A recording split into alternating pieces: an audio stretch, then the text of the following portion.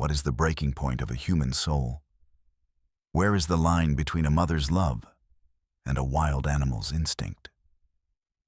The air in the expensive Big Sur cabin was thick with words that had not been spoken. Outside, the Pacific Ocean crashed against the cliffs, a constant, indifferent roar. Inside, the silence was louder. Sarah Clark stared at her husband, Mark. 8-month-old Leo gurgled in his high chair, blissfully unaware of the tension. "I just think the waterfall trail is a better idea, Sarah," Mark said. He adjusted his glasses, a familiar gesture he used when he was trying to be patient. "It's paved. It's safe. We can take the stroller." Sarah felt a hot flush of anger. "Safe," she repeated the word. It tasted like an insult. "Mark, I used to guide teams up mountains. Now you want me to walk on a paved path like a tourist?" "You're not just a tourist, you're a mother," he replied, his voice gentle but firm. "Leo is our priority, that's all I'm saying." "And I'm saying I need this," she shot back, her voice tight. She gestured vaguely at herself. "I need to feel like me again, not just this." She was a former wilderness EMT, a woman who knew how to set a broken bone with 2 sticks and a strip of fabric. Now, she felt like a stranger in her own skin, her confidence eroded by sleepless nights and a quiet, creeping anxiety she couldn't name. She grabbed her small day pack in the baby carrier. "I'm doing the Pine Ridge Trail, the one we did years ago. I'll be back before dinner." Mark's face tightened with worry. "Sarah, please." The ranger at the check-in said not to hike alone, especially in the canyons. On the cabin's rustic coffee table, a park brochure lay open. A bold headline read, "Mountain lions are a reality in Big Sur. Be aware. Do not hike alone." She had glanced at it and dismissed it. She knew the risks. She was the risk assessor. "I'll have Leo with me," she said, strapping the carrier to her chest. "I won't be alone." The look on Mark's face told her it was the worst possible thing she could have said. He didn't argue further. He just watched her go, his silence a heavy weight on her shoulders as she walked out the door. The first hour on the trail was pure freedom. The scent of redwood and damp earth filled her lungs. Leo was a warm, comforting weight against her chest.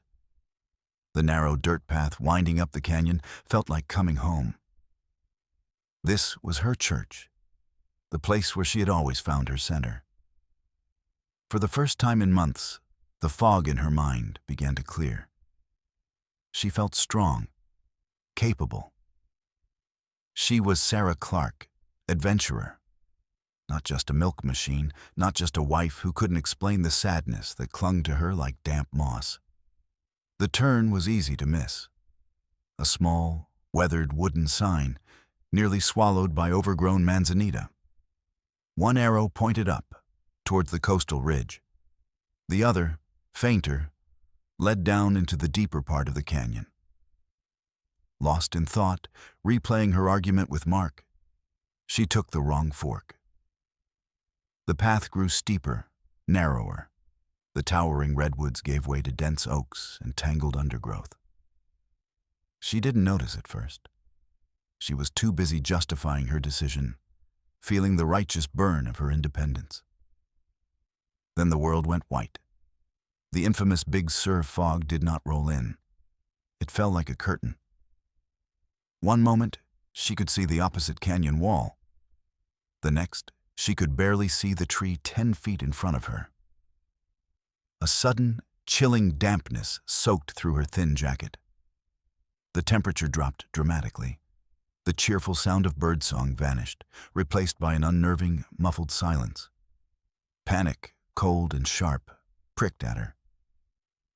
"It's okay," she whispered, as much for herself as for Leo, who had started to fuss. "We just need to turn back." But turning back was impossible. Every direction looked the same. The fog was a disorienting, living thing. hiding landmarks and twisting the familiar shapes of trees into monstrous figures. She pushed through the wet brush, her heart starting to pound. She fumbled for her phone. The screen glowed weakly. 3% battery, no signal. She stabbed at Mark's contact number. A single static-filled ring, and then nothing. The screen went black. The silence that followed was absolute. Dusk arrived with a chilling speed, the gray fog turning to a deep, impenetrable purple. She knew moving in the dark was a death sentence. Her wilderness training kicked in, a calm, cold voice cutting through her rising terror.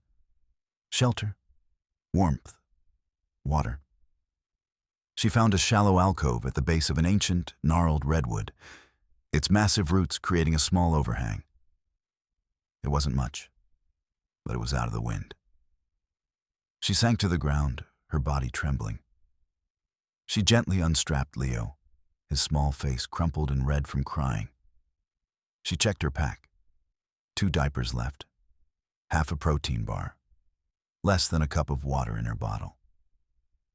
It was a laughable inventory for a night in the wilderness. Her failure was a physical pain. She had been arrogant, stupid. She wrapped Leo in her own jacket, leaving herself in just a thin thermal shirt.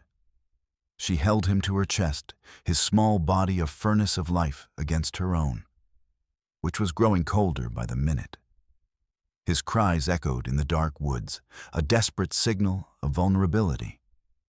That's when she heard it, a twig snapping nearby.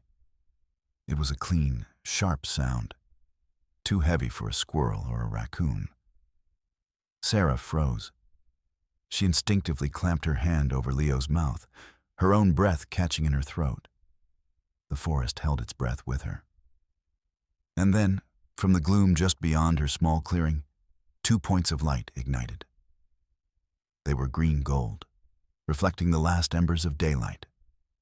They were low to the ground. And they were watching her. The shape that emerged from the darkness was all fluid muscle and silent power. It was sleek, tawny, and larger than she could have imagined. A mountain lion, the ghost of the Santa Lucias. It stood 30 yards away, its long tail twitching almost imperceptibly.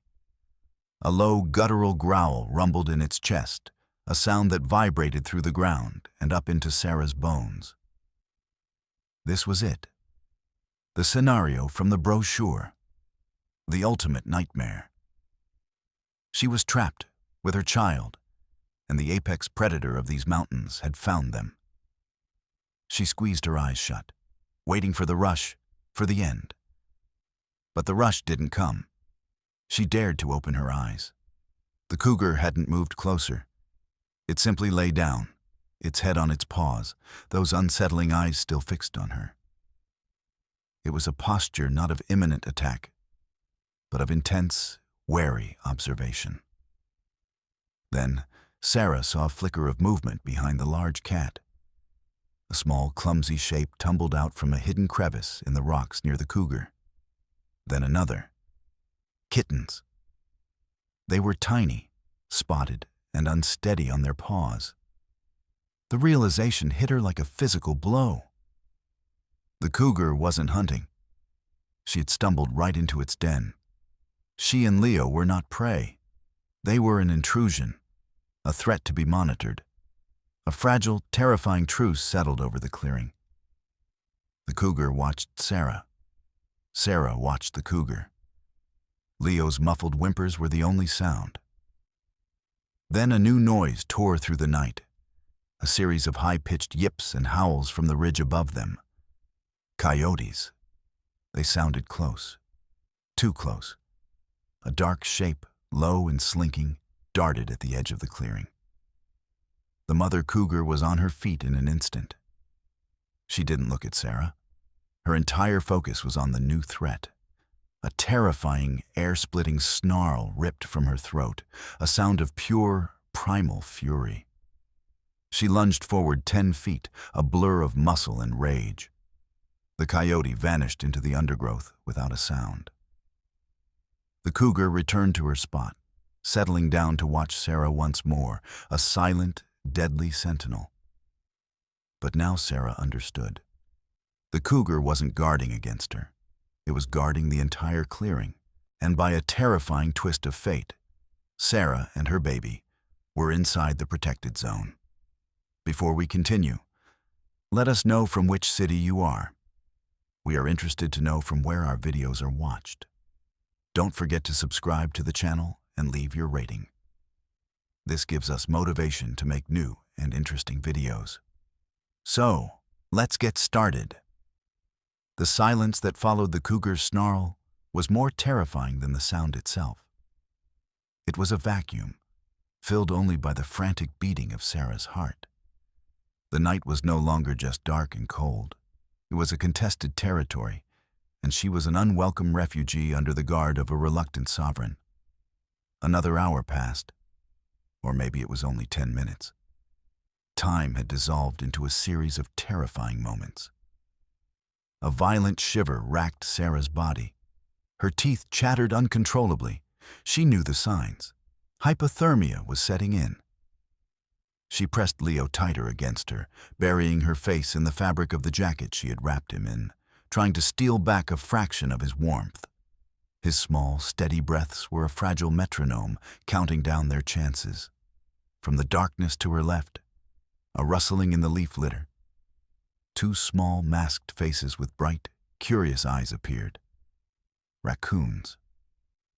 Normally, she would have found them charming.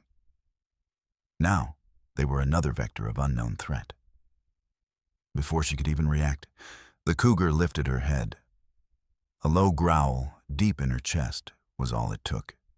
It was not the explosive rage she had unleashed on the coyote, but a simple guttural statement. This place is mine. The raccoons vanished. The message was clear. Nothing was to come near this clearing. Nothing was to disturb the den. And by extension, nothing was to come near Sarah and her baby. She was an anomaly, an unwanted variable the cougar was containing within its circle of control. Sarah's training fought against her fear. She needed calories. She needed to stay awake. She unwrapped the last half of her protein bar, her frozen fingers clumsy on the foil. The dry, tasteless brick was the hardest thing she'd ever had to eat. She forced herself to chew, to swallow. She took a tiny sip of water, rationing the last few ounces. Every action was deliberate, a small act of defiance against the overwhelming despair. She looked over at the predator. In the faint starlight filtering through the thinning fog, she could see the powerful muscles in its shoulders, the calm, lethal patience. It was a mother, just like her. It was guarding its young from the dangers of the world. The thought was both terrifying and strangely comforting. They were two mothers, trapped in the same small space, bound by the same fierce, primal instinct. Meanwhile, miles away, the fluorescent lights of the ranger station felt like an interrogation. Mark Clark stared at a massive topographical map tacked to the wall, his face pale. Ranger Alistair Davies, a man who seemed carved from the same ancient wood as the redwoods themselves, pointed a weathered finger at a deep scar running through the terrain. This is the Pine Ridge Canyon. But down here, his finger traced a smaller, nearly invisible line. This looks like the game trail she probably took by mistake. It drops into the Ventana backcountry. It's a maze in there. Easy to get in, almost impossible to get out. Mark's hands were shaking. So what are we doing? Why are we just sitting here? He demanded, his voice cracking. Davies took a slow sip of coffee from a stained thermos. His calm demeanor was the only thing keeping Mark from completely falling apart. Son, I have a search and rescue team on standby. The moment we get first light and that fog lifts enough for the chopper to fly, we're going in. Sending men in there on foot, at night, in this fog. I just have more people to rescue in the morning. Best case. Best case? Mark whispered, the words catching in his throat. The cold is the real killer out here, Davies said, his voice devoid of emotion. It was a statement of fact, not cruelty. Especially with the damp. Hypothermia doesn't care how tough you are. If she's wet, and she's with an infant who can't regulate his own body temperature. The clock is ticking very, very fast. Mark slumped into a chair, burying his face in his hands. The ranger's words were a death sentence, delivered in a calm, reasonable tone. His last words to Sarah had been laced with frustration. He had let her walk out that door, angry and alone. The guilt was a physical sickness. The black of the sky began to soften into a deep, bruised purple. The coldest hour, just before dawn. Sarah felt it in her bones. Her shivering had become uncontrollable. Leo stirred against her, letting out a weak, hungry cry. She had nothing for him. No food, no warmth left to give. This was the end. She had failed him. She closed her eyes, tears freezing on her eyelashes. Then, a change. The mother cougar stood up. She stretched, her long body unfolding with a startling grace. She moved to her den, nudging her 2 kittens back inside with her nose. Then she turned. She looked directly at Sarah. It wasn't a threat. It wasn't a warning. It was a long, unblinking stare of assessment. The first real rays of sunlight pierced through the canopy, illuminating the thinning tendrils of fog. The world was reappearing, stark and beautiful and deadly. The cougar turned away from Sarah and began to walk. She didn't disappear back into the deep woods. Instead, she started moving along the side of the canyon, following a path so faint it was almost invisible. It was a game trail, worn smooth by the passage of countless animals. She moved 50 yards, her tawny coat a perfect camouflage against the dry grass and rock. Then she stopped. She looked back over her shoulder, directly at Sarah and the baby. She waited for a moment, then let out a soft, low chuff, a sound Sarah had never heard before. It wasn't a growl, it wasn't a snarl.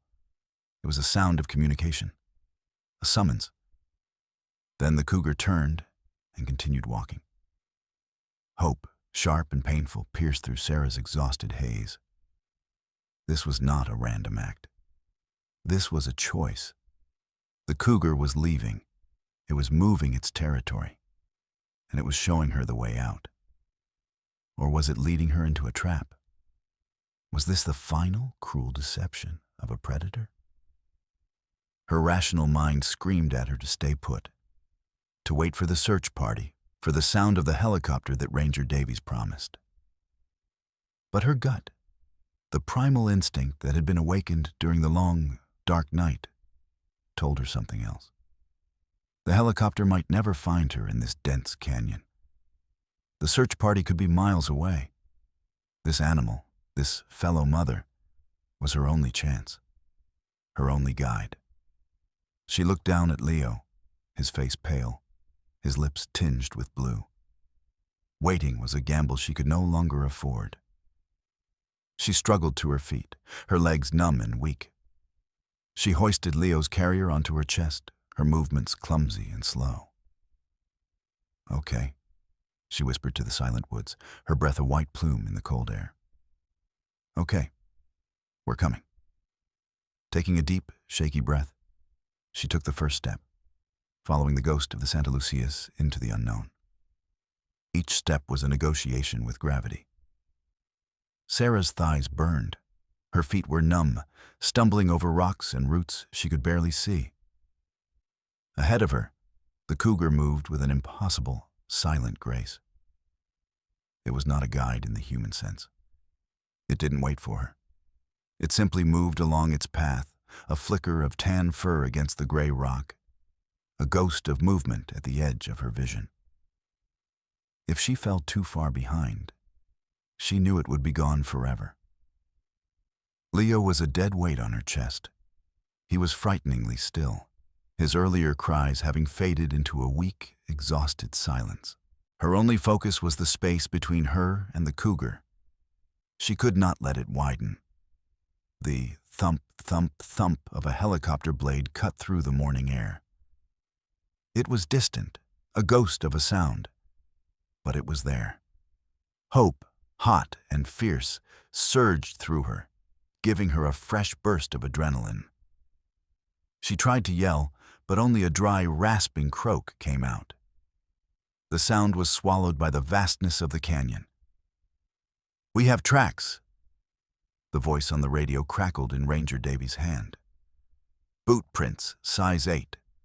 Looks like she's heading east, following the game trail along the North Canyon wall."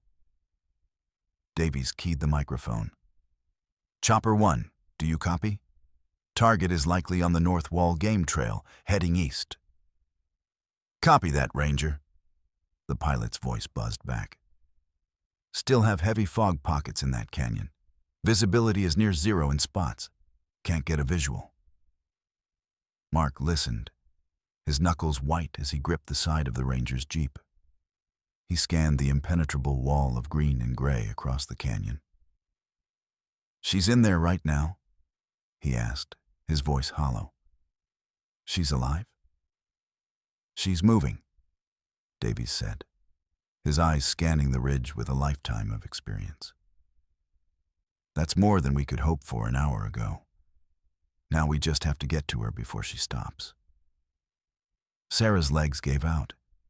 She fell to her knees, the impact jarring her to the bone. She couldn't get up. This was it. She had failed. She looked up, her vision blurring. The cougar had reached a high, sun-drenched outcrop of rock, 100 yards ahead. It stopped and looked back, its silhouette framed against the brilliant blue sky that was finally breaking through the fog. Below the outcrop, through a break in the trees, Sarah saw it. A line of dark, packed earth. A man-made trail. It was less than half a mile away. So close. It might as well have been on the moon. The helicopter sound was louder now, almost directly overhead.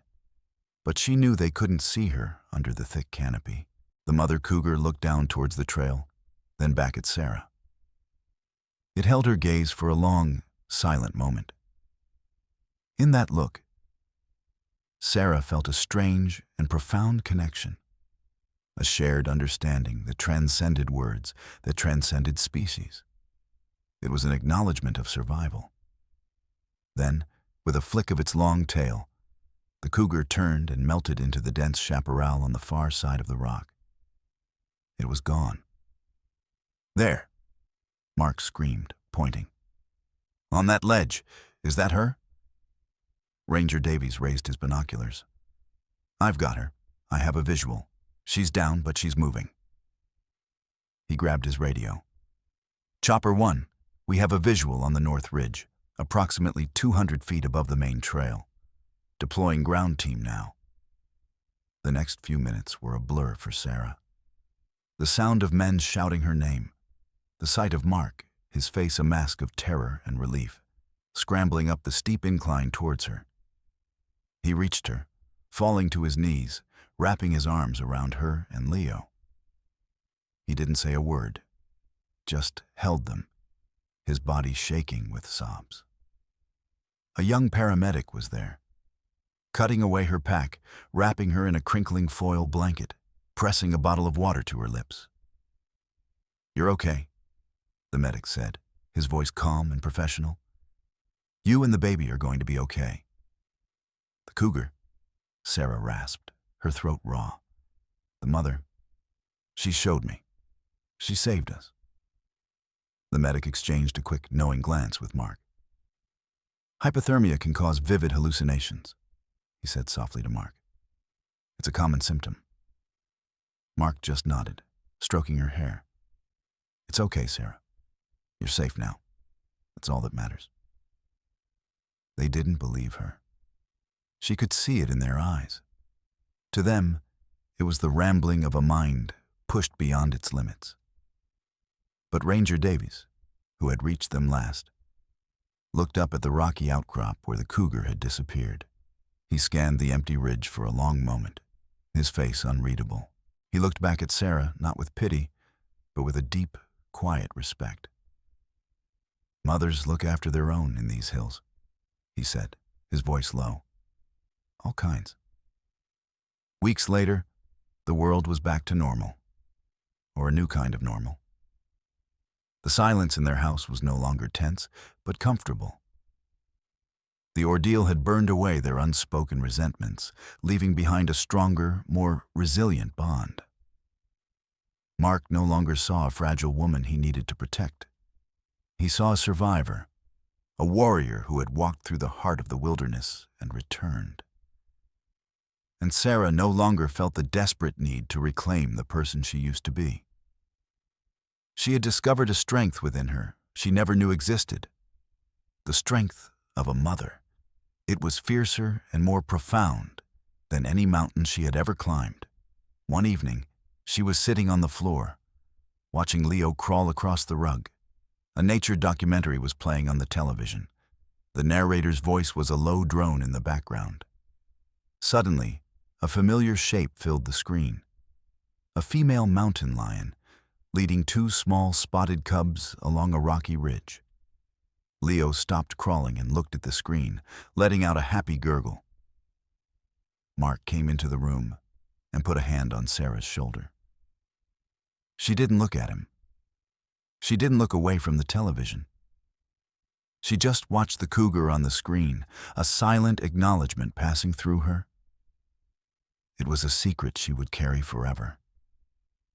A strange and sacred bond formed in the darkness of a Big Sur canyon.